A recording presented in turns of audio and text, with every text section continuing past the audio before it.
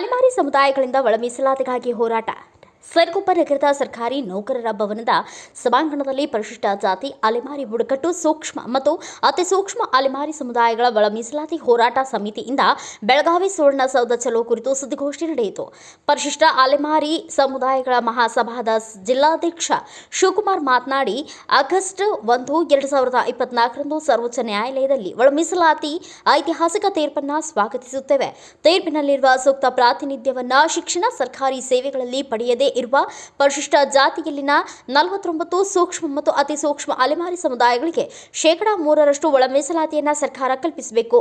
ಅಲೆಮಾರಿ ಆಯೋಗವನ್ನು ಶೀಘ್ರವಾಗಿ ಸ್ಥಾಪಿಸುವುದು, ರಾಜ್ಯದ ಹಂಪಿ ಕನ್ನಡ ವಿಶ್ವವಿದ್ಯಾಲಯದಲ್ಲಿ ಅಲೆಮಾರಿ ಬುಡಕಟ್ಟು ಅಧ್ಯಯನ ಕೇಂದ್ರ ತೆರೆಯುವುದು, ವಿಧಾನ ಪರಿಷತ್ಗೆ ನಡೆಯುವ ಆಯ್ಕೆಗಳಲ್ಲಿ ಸಮಾಜದಲ್ಲಿ ಶೈಕ್ಷಣಿಕವಾಗಿ, ಆರ್ಥಿಕವಾಗಿ ಹಿಂದುಳಿದಿರುವ ಸೂಕ್ಷ್ಮ ಮತ್ತು ಅತಿ ಸೂಕ್ಷ್ಮ ಅಲೆಮಾರಿ ಸಮುದಾಯದ ಒಬ್ಬ ವ್ಯಕ್ತಿಯನ್ನಾದರೂ ಸದಸ್ಯರಾಗಿ ಆಯ್ಕೆ ಮಾಡಿದ್ದಲ್ಲಿ ನಮ್ಮ ಜನಾಂಗದ ಪರವಾಗಿ ಧ್ವನಿ ಎತ್ತಲು ಸಾಧ್ಯವಾಗುತ್ತದೆ. ಈ ಎಲ್ಲ ಹಕ್ಕೊತ್ತಾಯಕ್ಕೆಂದು ಪರಿಶಿಷ್ಟ ಜಾತಿ 49 ಅಲೆಮಾರಿ ಸಮುದಾಯಗಳ ಮಹಾ ಒಕ್ಕೂಟದಿಂದ ಇದೇ ಮಾಹೆ 18ರಂದು ಬೆಳಗಾವಿಯ ಸುವರ್ಣ ಸೌಧ ಚಲೋ ಹಮ್ಮಿಕೊಳ್ಳಲಾಗಿದ್ದು, ಅಲೆಮಾರಿ ಸಮುದಾಯದ ಅಡಿ ಬರುವ ಬುಡ್ಗ, ಜಂಗಮ, ಸಿಂಧೋಳ, ದಕ್ಕಲಿಗ, ಹಂಡಿಜೋಗಿ ಜನಾಂಗದ ಎಲ್ಲರೂ ಭಾಗವಹಿಸಬೇಕು ಎಂದು ತಿಳಿಸಿದರು. ಇದೇ ವೇಳೆ ಪರಿಶಿಷ್ಟ ಅಲೆಮಾರಿ ಸಮುದಾಯಗಳ ಮಹಾಸಭಾದ ತಾಲೂಕಾಧ್ಯಕ್ಷ ರಾಮಚಂದ್ರ, ಉಪಾಧ್ಯಕ್ಷ ಹುಲಗಣ್ಣ, ಸಂಘಟನಾ ಕಾರ್ಯದರ್ಶಿ ಕೆ ಈರಣ್ಣ, ಸಂಚಾಲಕ ಹನುಮಂತಪ್ಪ, ಮುಖಂಡರಾದ ಜಂಪಣ್ಣ, ರಾಘವೇಂದ್ರ, ಉರುಕುಂದಿ ಸೇರಿದಂತೆ ಮಲ್ಲಿಕಾರ್ಜುನ್, ಅಂಜನಪ್ಪ ಇತರರು ಉಪಸ್ಥಿತರಿದ್ದರು.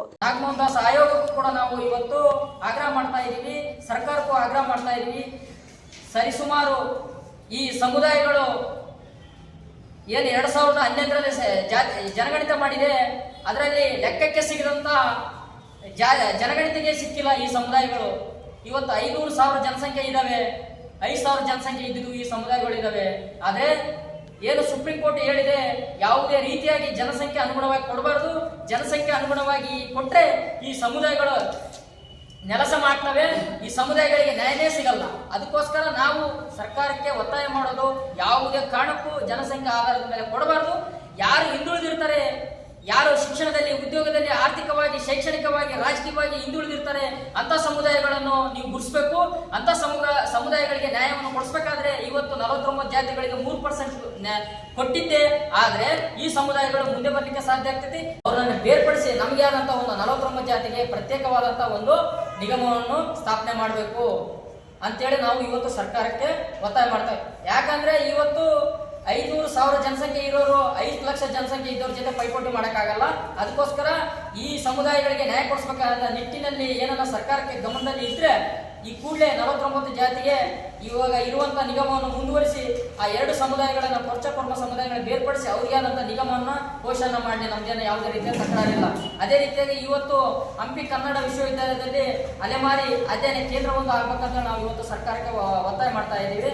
ಅದೇ ರೀತಿಯಾಗಿ ಇವತ್ತು ಏನು ಎಲ್ಲ ಪಕ್ಷದಲ್ಲಿ ಕೂಡ ವಿಧಾನ ಪರಿಷತ್ ನಾಮನಿರ್ದೇಶಿತ ಸದಸ್ಯರನ್ನಾಗಿ ಆಯ್ಕೆ ಮಾಡ್ತಾರೆ.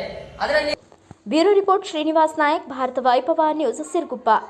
ಅಲೆಮಾರಿಗಳು ಸರಿಸುಮಾರು ಒಂದು 35 ಲಕ್ಷ ಜನಸಂಖ್ಯೆ ಇದೀವಿ. ನಮ್ಮಲ್ಲಿ ಯಾರು ಕೂಡ ಒಬ್ಬರನ್ನು ಕೂಡ ನಾಮನಿರ್ದೇಶಿತ ಸದಸ್ಯರಾಗಿ ನೇಮಕ ಮಾಡ್ತಾ ಇಲ್ಲ.